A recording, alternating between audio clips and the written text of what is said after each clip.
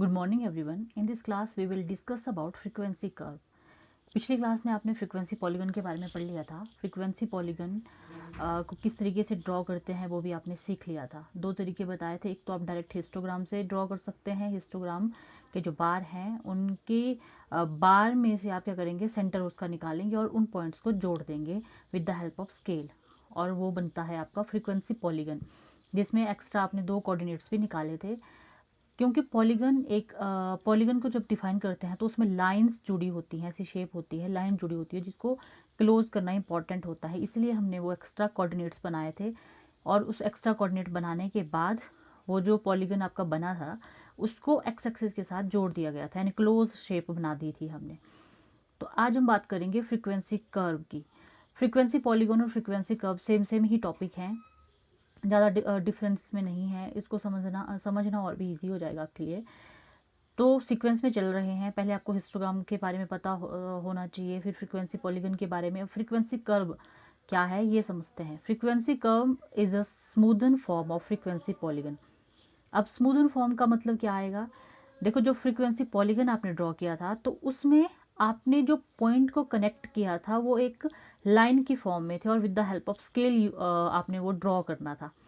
लेकिन जब smoothen form की बात करते हैं, ये कहा गया कि फ्रीक्वेंसी पॉलीगन की स्मूदन फॉर्म है फ्रीक्वेंसी कर्व। तो इसमें क्या करेंगे, आप एक कर्व बनाएंगे, स्मूथ कर देंगे, यानी कि जो पॉइंट आपने स्केल की हेल्प से जोड़े थे उसको आप फ्री हैंड से आप जोड़ देंगे इसमें और कर्व बना देंगे, और इसको एनक्लोज करने की भी ज़रूरत नहीं है। ठीक है, तो इस तरीके से इजीली आप इसको ड्रॉ कर सकते हैं। जब भी जैसे भी आपके पास कोई एग्जांपल आता है उसके हिसाब से। Area of a frequency curve is equal to area of frequency polygon. ठीक है, सिंपल सा पॉइंट है। Frequency curve is obtained by joining the point of frequency polygon through free hand smoothen curve. ठीक है, अब यहाँ पे देख लीजिए, इस एग्जाम्पल में एनक्लोज कर दें, लेकिन ज़रूरत तो नहीं है आपको कि एनक्लोज करना ही है आपने।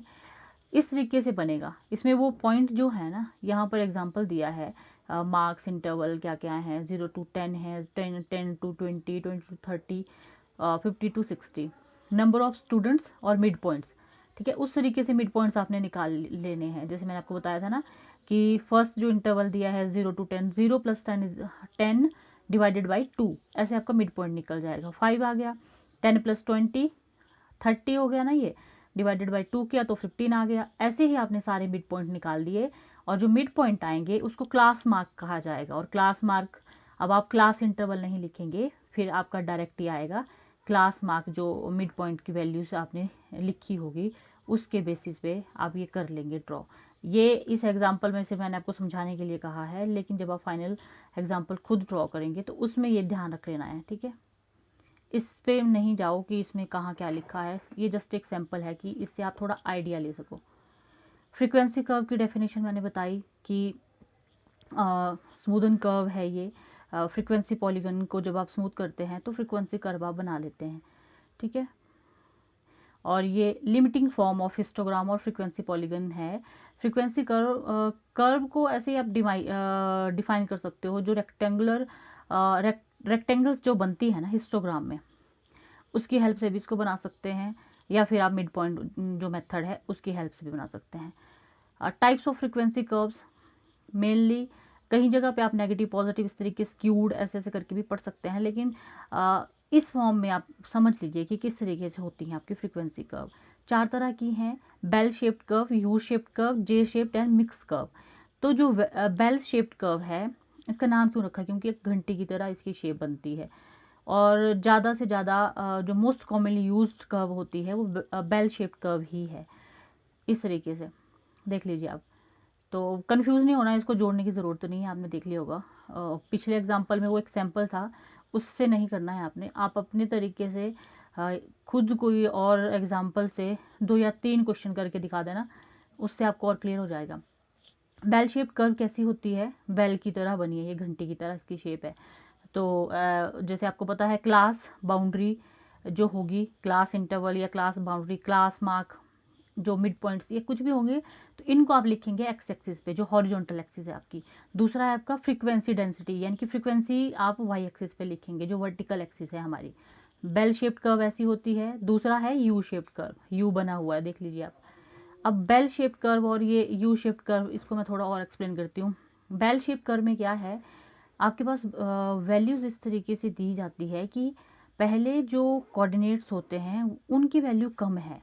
देखो यहाँ पर आप देख रहे होंगे कि जो कर्व बन रही है, पहले वैल्यू कम है, फिर थोड़ी थोड़ी वैल्यू इनकी बढ़ती है एक पीक पॉइंट तक। जो ये बेल बनी है, एक्सट्रीम हाइट तक बनी है ये, फिर क्या है, डिक्लाइन होना शुरू हो गया, फिर ये वैल्यू फिर घटना शुरू हो गई। और इस तरीके से बेल शेप्ड कर्व आप बनाएंगे। डिपेंड करता है वो डाटा किस तरीके से आपके पास दिया गया है, उसको जब डिस्ट्रीब्यूट करेंगे, रिप्रेजेंट करेंगे ग्राफिकल फॉर्म में, तो इस तरीके से बन जाएगा। यू शेप कर्व में बेल शेप का उल्टा हो जाता है। इसमें पहले जो वैल्यूज़ दी गई होगी उसकी फ्रीक्वेंसी डेंसिटी या फ्रीक्वेंसी या वैल्यूज़ जो होंगी वो हाई होगी, फिर वो डिक्लाइन करेगा, फिर राइज कर लेगा ऊपर को, जैसे आप देख सकते हैं यू शेप कर्व में। और जे शेप कर्व में क्या होता है, देखो यू शेप में पहले ज़्यादा थी, फिर निचली तरफ ये कम हुई, फिर ये फिर बढ़ गई, ठीक है। यू जे शेप कर्व में क्या होता है, जे शेप कर्व में मिनिमम फ्रीक्वेंसी होती है, पहले मिनिमम फ्रीक्वेंसी है, फिर ये एकदम से बढ़ना शुरू होती है और एक्सट्रीम इंक्रीज इसमें देख सकते हैं आप, इंक्रीज इन फ्रीक्वेंसी देख सकते हैं, ठीक है। तो ये जे शेप कर्व है। और मिक्स कर्व लास्ट है। मिक्स कर्व में आपकी सारी कर्व जुड़ जाती हैं। अब यहाँ पे आप देखिए कि ये कौन सी कर्व आई, पहले कम थी, फिर एक्सट्रीम बढ़ी, फिर कम हुई, फिर बढ़ी, फिर कम हुई। तो ये सारी कर्व, चाहे इसमें जे, सबसे पहले जे यूज़ कर ली है ना, और यू हो गया इसमें यूज़, बेल भी हो गया यूज़। देखो देख लो आप यहाँ पे जे, फिर यू, फिर बेल शेप, ये तीनों ही कर्व जो हैं आपस में जुड़ गई हैं और ये मिक्स कर्व बनाती है। तो इस तरीके से आपने जान लिया कि क्या होता है ये यू शेप कर्व। और फ्रीक्वेंसी कर्व की कैरेक्टरिस्टिक्स क्या होती हैं। Frequency curve is formed by smoothly joining the consecutive points on the graph with the specific pattern. Frequency curve can also be drawn with the help of histogram by joining their midpoints of rectangles.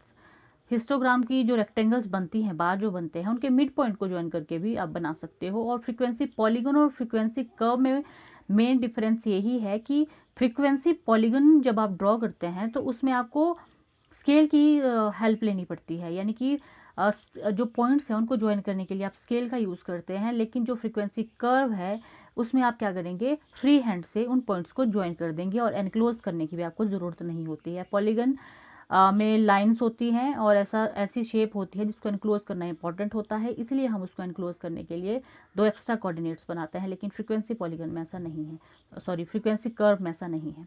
तो आज के lecture में बस इतना ही था, जिसमें हमने जाना कि फ्रीक्वेंसी कर्व क्या होती है। इससे रिलेटेड कुछ एग्जांपल्स आप करके दिखा सकते हैं। कोई डाउट होगा तो आप कमेंट सेक्शन में पूछ सकते हैं। आई होप आपको ये समझ आया होगा। Thank you and have a nice day.